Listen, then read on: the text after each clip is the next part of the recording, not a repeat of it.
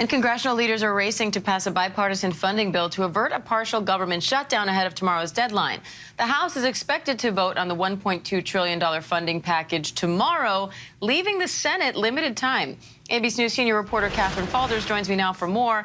Catherine, what are the details of this bill, and will lawmakers be able to meet this tight deadline?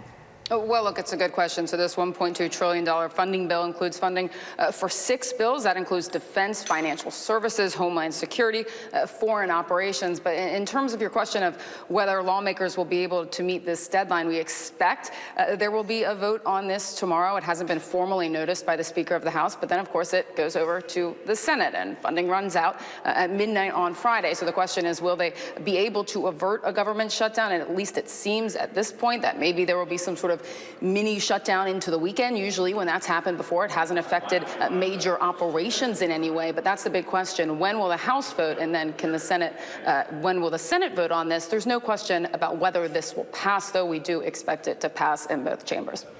Now, Oversight Committee Chairman James Comer says he will invite President Biden to testify about his alleged involvement in his family's business endeavors. This, of course, comes after a contentious hearing yesterday in this impeachment inquiry. What's the latest, and is there any chance the president actually testifies here?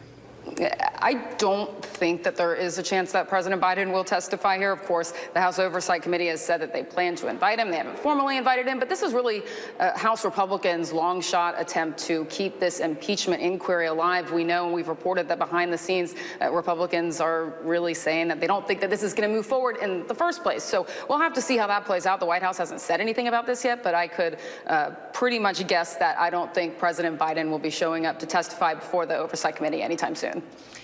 And the Senate is also considering this bill already passed by the House that could ban TikTok nationwide. Senators held this classified briefing yesterday and then warned that TikTok endangers millions of users. So what's the latest on that bill, and what are you hearing from lawmakers about it?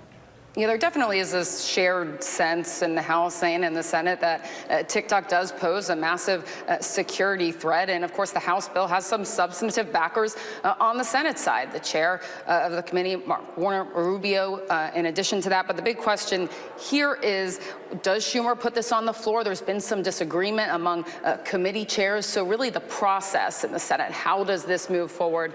Does it come to the floor at all for a vote? Schumer's in a bit of a difficult situation here. So we just have to see, again, process-wise, how that plays out in the Senate, Diane.